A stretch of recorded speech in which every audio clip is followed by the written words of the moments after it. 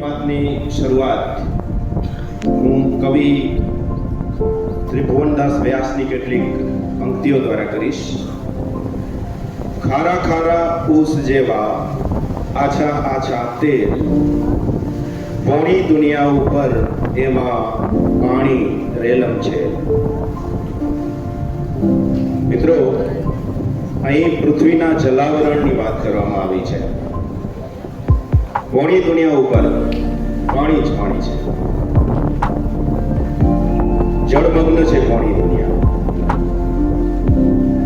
હવે વધુ સ્પષ્ટ અને સચોટ આંકડાકીય માહિતી રજૂ કરીએ તો પૃથ્વીનો લગભગ 71% જેટલો ભાગ જલાચ્છાદિત છે. પરંતુ આ પાણી કેવું છે? ખારા ખારા ઊસ જેવા.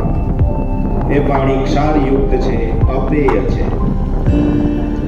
હકીકતમાં પૃથ્વી ઉપર જે કુલ જળ ભંડાર છે એનો 97% ભાગ અપેય જળ છે, જે મહાસાગરોમાં છે. જ્યારે માત્ર 3% જ ભાગ એવો છે કે જે પેય જળ તરીકે આપણે એનો ઉપયોગ કરી શકીએ છીએ, એનો પીવામાં ઉપયોગ કરી શકીએ છીએ, ઘરમાં વાપરી શકીએ છીએ. બાકી 97% ભાગ જે છે એનો ઉપયોગ માત્ર જળમાર્ગ તરીકે થાય છે અને નમક ઉત્પાદનમાં એનો ઉપયોગ થઈ શકે છે. પીવા માટે એનો ઉપયોગ કરી શકાતો નથી.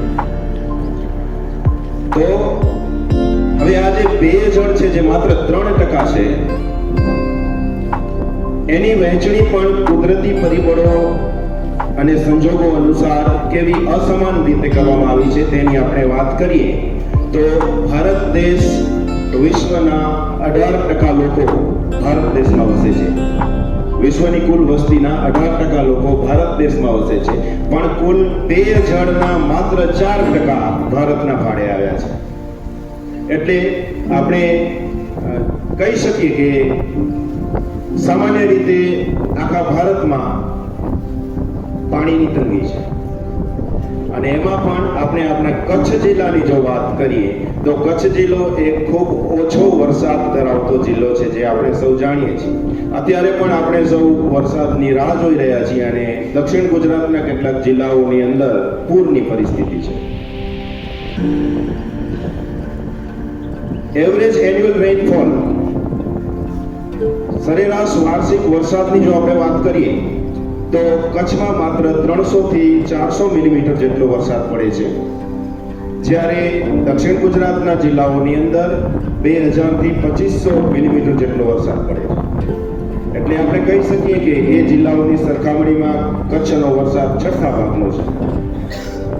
એટલે આપણે કચ્છીઓની વિશેષ જવાબદારી બને છે કે આપણે પાણી બચાવીએ. પાણી આપણા માટે અમૃત સમાન છે. આના માટે ઘણા ઉપાયો કરી શકાય. રેઇન વોટર હાર્વેસ્ટિંગ એ પણ એક એનો ઉપાય છે, જોકે એ આપણા લેવલની વાત નથી. જ્યારે ગૃહ નિર્માણ કરવામાં આવે છે, નવા ભવન બનાવવામાં આવે છે, ત્યારે અંડરગ્રાઉન્ડ ટાંકાની વ્યવસ્થા કરવામાં આવે છે અને એમાં પાઇપ દ્વારા વરસાદી પાણીનો સંગ્રહ કરવામાં આવે છે, જે પાણીને નિસ્યંદિત કરી અને એનો પેય જળ તરીકે પણ ઉપયોગ થાય છે, વાપરવા માટે પણ ઉપયોગ થઈ શકે છે. પણ આપણે એક સારા નાગરિક તરીકે આપણે શું કરી શકીએ? આપણે શું શરૂઆત કરી શકીએ કે જેથી પાણી બચતમાં આપણે ફાળો આપી શકીએ? તો કેટલીક સારી આદતો વિકસાવીને આપણે પાણી બચાવી શકીએ. આપણે પાણીનો ખૂબ કરકસરભરો ઉપયોગ કરવો જોઈએ, કારણ કે આપણી પાસે પાણી ખૂબ ઓછું છે. જ્યાં જરૂર હોય ત્યાં જ પાણી વાપરીએ, બિલકુલ એનો વેડફાટ ન થાય એનું ધ્યાન રાખીએ. કેટલીક વખત આપણે જોઈએ છીએ તો આપણે નળમાંથી પાણી પીએ છીએ અથવા બોટલ ભરીએ છીએ અને પછી એ નળને આપણે ખુલ્લો મૂકી દઈએ છીએ અથવા તો બેદરકારીના કારણે બરાબર બંધ કરતા નથી, ઉતાવળમાં એમ બંધ કરતા નથી અને એને ટપકતો છોડી દઈએ છીએ. આ રીતે ટપકતો નળ જે છે, એક અંદાજ અનુસાર એક મહિનામાં એક ટપકતો નળ 760 લીટર પાણીનો વેડફાટ કરે છે. તો આપણે જે છે તે આ બાબતમાં થોડું જાગૃત બનવું જોઈએ.